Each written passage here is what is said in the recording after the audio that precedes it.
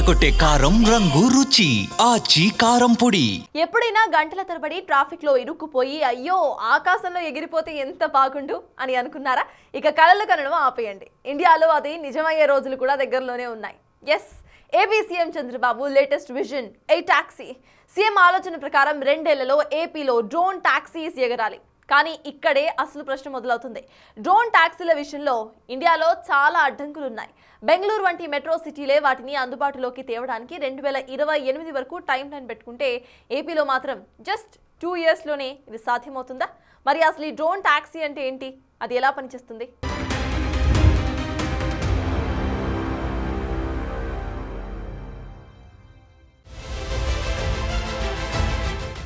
ఏపీలో డ్రోన్ టాక్సీలు 2 ఏళ్ల టార్గెట్ పెట్టిన CM Chandrababu.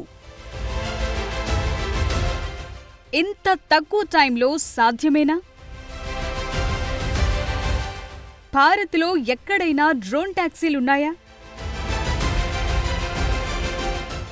Even recently, our Honorable Prime Minister has announced the drone used for Sindoor operation is produced in Kurnool. Next to this. Now all wars will be done through drones. All applications, fertilizer, pesticides, spraying, carrying goods, medicines, all these things are going to operate through drones. Today I announced, within 2 years, we are going to launch drone taxi or drone car.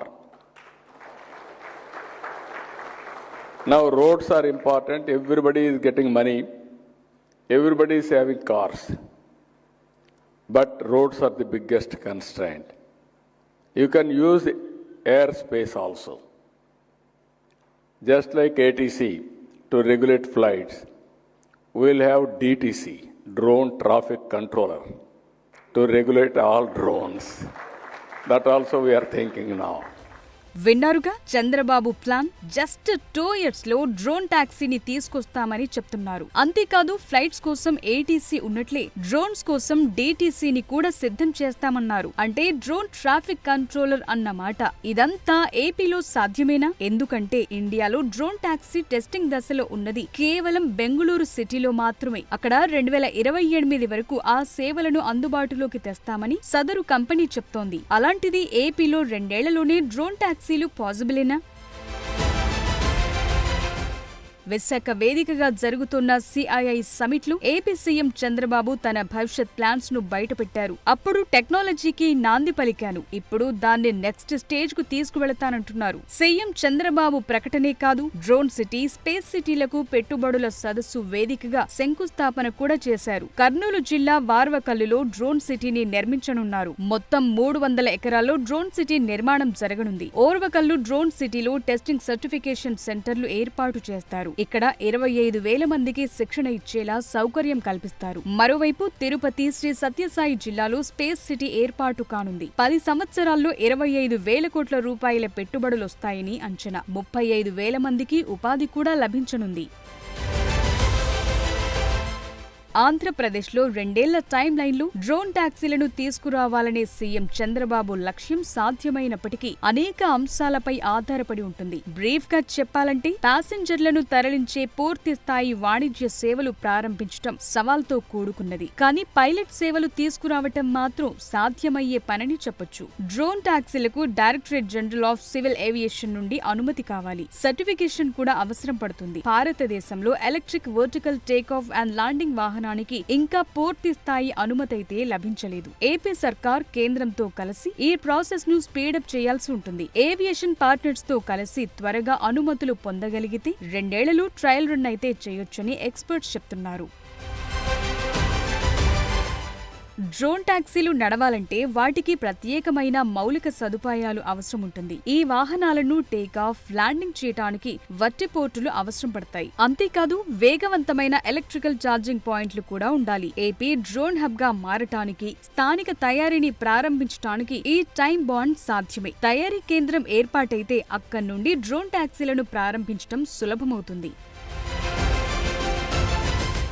Chandrababu నోటి నుంచి drone taxi అనే మాట రావటంతో ఇప్పుడు దానిపైనే చర్చ మొదలైంది. Drone taxi అనేది ఓ ఎలక్ట్రిక్ ఎయిర్ క్రాఫ్ట్. అది రిమోట్ గా లేదా స్వయంగా పనిచేస్తుంది. డ్రోన్ టాక్సీ సాయంతో ప్రయాణికులను, సరుకులను రవాణా చేస్తుంటారు. డ్రోన్ టాక్సీని electric vertical take off and landing vehicle అని పిలుస్తుంటారు. ఎయిర్ టాక్సీల్లో సాధారణంగా 4 నుండి 18 వరకు చిన్న రోటర్లు లేదంటే ప్రొపెల్లర్లు ఉంటాయి.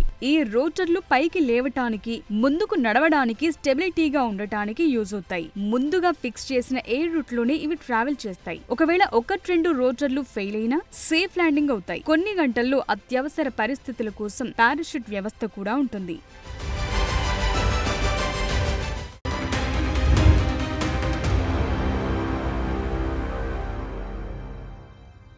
డ్రోన్ టాక్సీల విషయంలో ఇండియా ప్రపంచంతో పోటీ పడుతోంది. డ్రోన్ విప్లవానికి వేదిక అవుతోంది ఇండియా.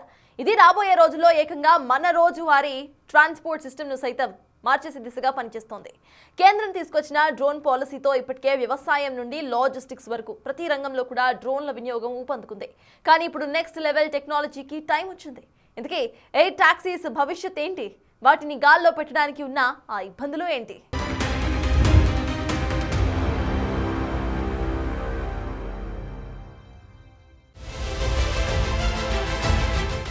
ఇండియాలో డ్రోన్ల వినియోగం చాలా వేగంగా పెరుగుతోంది. ఇది కేవలం సెక్యూరిటీ పర్పస్సో లేక ఎంటర్టైన్మెంట్ రంగానికో పరిమితం కాలేదు. డ్రోన్ల వినియోగం అనేక కీలక రంగాల్లో సమూల మార్పులు తీసుకొస్తోంది. 2021లో కేంద్రం డ్రోన్ పాలసీ రూల్స్ ను మరింత సులభతరం చేసింది. ప్రొడక్షన్ లింక్డ్ ఇన్సెంటివ్ పథకాన్ని ప్రకటించింది. డ్రోన్లను ఆపరేట్ చేయటానికి గతంలో ఉన్న అనుమతుల ప్రక్రియను సులభతరం చేశారు. ప్రస్తుతం భారత్లో డ్రోన్ల విస్తృత వినియోగం పలు రంగాల్లో ఉంది. వ్యవసాయ రంగం, డిఫెన్స్, మ్యాపింగ్ సర్వే, లాజిస్టిక్స్ కోసం డ్రోన్లను ఉపయోగిస్తారు. ఇక త్వరలో డ్రోన్ టాక్సీలు కూడా అందుబాటులోకి రానున్నాయి. ఆ దిశగా ఇప్పటికే అనేక కంపెనీలు వర్కౌట్ చేస్తున్నాయి.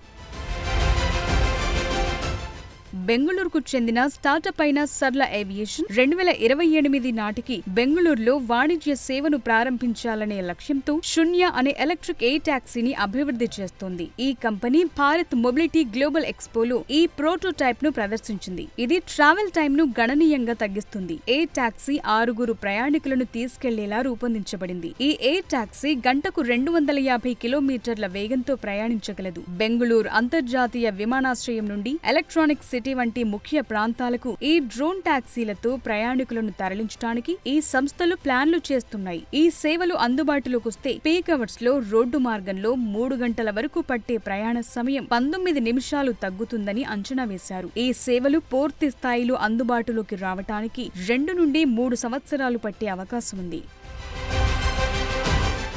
భారతదేశంలో అర్బన్ ఎయిర్ మొబిలిటీ సేవలను తీసుకురావటానికి ఇండిగో మాతృ సంస్థ అయిన ఇంటర్గ్లోబ్ ఎంటర్ప్రైజెస్, అమెరికాకు చెందిన ప్రముఖ కంపెనీ జాబీ ఏవియేషన్ తో కలిసి పనిచేస్తోంది. బెంగళూరు వంటి ప్రధాన నగరాల్లో ఈ సేవలను ప్రారంభించాలని చూస్తున్నారు. స్కై ఎయిర్ అనే సంస్థలు బెంగళూరులోని కొన్ని ప్రాంతాల్లో, ఎగ్జాంపుల్ కు కోడనకుంట, కనకపుర రోడ్డు ఏరియాల్లో డ్రోన్లతో మందులు, ఐటమ్స్ డెలివరీ చేస్తున్నాయి. ట్రాఫిక్ ను తప్పించుకుని కేవలం 7 నిమిషాల్లో డెలివరీ అందించటమే లక్ష్యంగా ఈ సేవలు అందుబాటులోకి వచ్చాయి. బెంగళూరులో ట్రాఫిక్ సమస్యను పరిష్కరించడానికి డ్రోన్ టాక్సీలు నిర్మాణంలో ఉన్న దశలో ఉన్నాయి. ఇప్పటికే అనేక భారతీయ, అంతర్జాతీయ సంస్థలు భాగస్వామ్యాలు కుదుర్చుకున్నాయి. ప్రయాణికులను తరలించే సేవలు ఇంకా మొదలు కాలేదు. ఈ డ్రోన్ టాక్సీలను నడపటానికి అవసరమైన రెగ్యులేషన్స్, మౌలిక సదుపాయాలు కల్పించాల్సి ఉంటుంది. ప్రస్తుతం కొన్ని దేశాల్లో డ్రోన్ టాక్సీలు వాణిజ్యపరంగా పూర్తి స్థాయిలో అందుబాటులో లేనప్పటికీ కొన్ని దేశాల్లో టెస్టులు చేస్తున్నారు. ఎయిర్ టాక్సీల అభివృద్ధిలో చైనా ముందుంది. హిహాంగ్ వంటి సంస్థలు డ్రోన్ టాక్సీలను అభివృద్ధి చేశాయి. వీటికి చైనాలో సర్టిఫికెట్ కూడా లభించింది. కొన్ని ప్రాంతాల్లో పరిమిత సేవలు అందుబాటులో ఉన్నట్లు తెలుస్తోంది. దుబాయ్ వంటి నగరాలు అర్బన్ ఎయిర్ మొబిలిటీ కోసం ప్లాన్డ్ గా పనిచేస్తున్నాయి. త్వరలో డ్రోన్ టాక్సీ సేవలను ప్రారంభించాలని లక్ష్యంగా పెట్టుకున్నాయి. అమెరికా, జర్మనీ, జపాన్, దక్షిణ కొరియా దేశాల్లో కూడా పలు కంపెనీలు డ్రోన్ టాక్సీలను అభివృద్ధి చేస్తున్నాయి. డ్రోన్ టాక్సీలు ఇండియాలో అమల్లోకొచ్చిన వాటి బడ్జెట్ మాత్రం భారీగానే ఉండే ఛాన్స్ లేకపోలేదు. కానీ కాలం గడిచినా కొద్దీ అది కూడా అందరికీ అందుబాటులోకి రావటం మాత్రం ఖాయమనే చెప్పాలి. సో చంద్రబాబు ఆలోచన ప్రకారం ఏపీలో 2 ఏళ్లలో డ్రోన్ టాక్సీలు ఎగురుతాయా లేదా అన్నది చూద్దాం.